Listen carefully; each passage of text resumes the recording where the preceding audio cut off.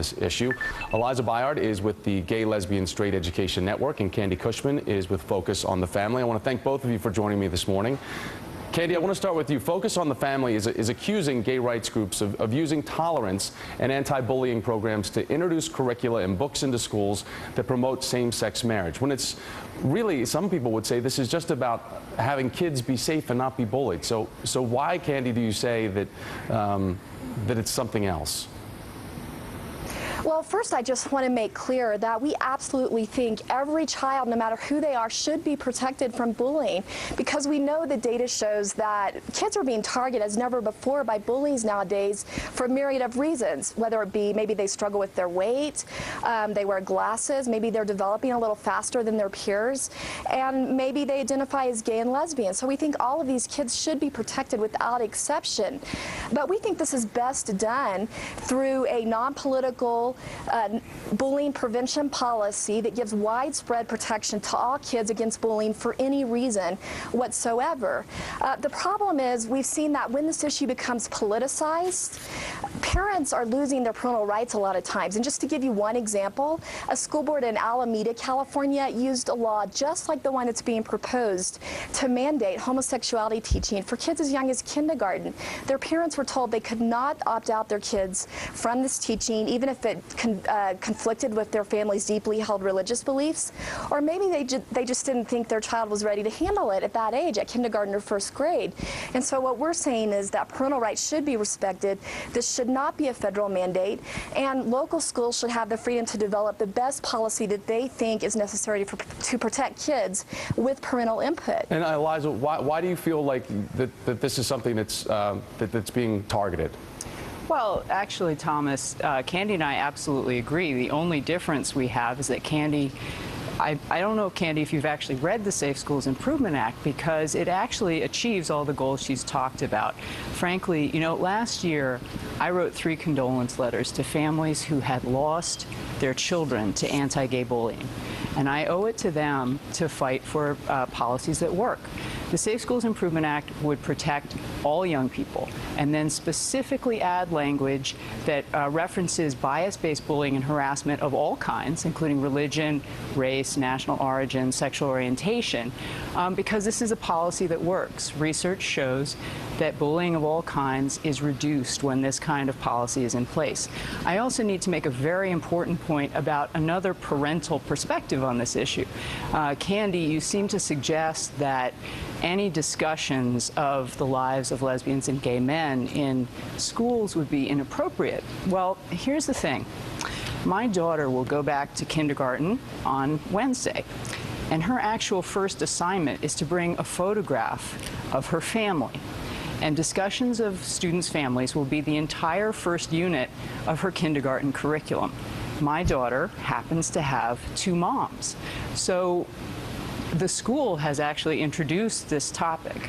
And the fact is, according to the American Bar Association, that there are 7 to 10 million children out there, just like my daughter, who have lesbian or gay parents. And schools themselves are talking about the family.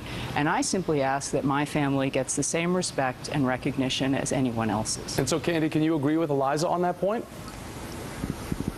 Well, I agree that her child should have all the free expression she needs to talk about her family.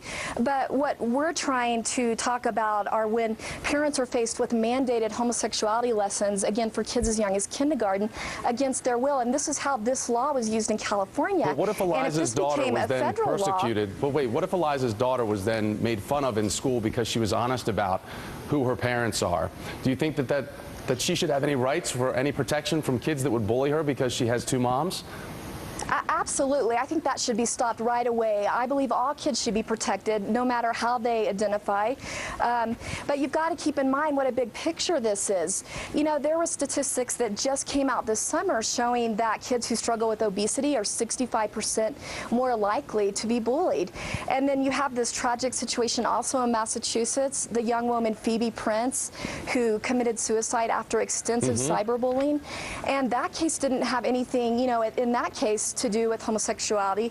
It was more schoolgirl jealousies that developed into extended cyberbullying.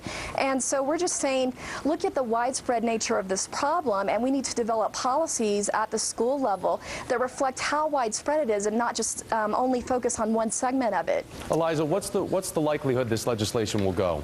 Well, Thomas, I have great hopes for the Safe Schools Improvement Act. We have a remarkable array of support, including the American Foundation for Suicide Prevention, the American Association of School Administrators, nearly 70 national education, youth service, and human and civil rights groups stand with us. And I think, Candi, again, I would ask you to read the legislation, because it actually refers to the kind of bullying and harassment that Phoebe Prince faced as well. It's about the full range of bullying behaviors that all concerned adults agree are absolutely unacceptable in our schools.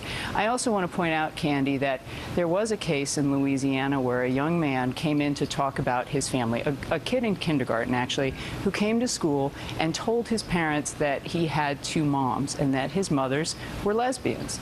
He was actually disciplined and suspended for using quote-unquote bad language at school, and he was just talking about his family. So let's please remember the real lives that are affected here. Candi, you keep talking about, you know, the mandated teaching of homosexuality. What this is about is school communities recognizing the real world that's out there and who we all are as Americans. We all go to school. We want the same things for our children. I'm fighting for the same things for everyone else's child. I want everyone to be safe, respected, and free to learn. Eliza Byard with GLSEN and Candi Cushman with Focus on the Family. I think that we've come to the major consensus here that we all agree our kids should be safe in school, and as we go back to school, we should probably sit down and remind our kids that bullying just isn't cool. I want to thank both of you ladies for joining me here today on MSNBC. Thank you so much, Thomas. A pleasure to be with you. Thank you, Thomas. Take care. Jorn van der Sloot is talking again.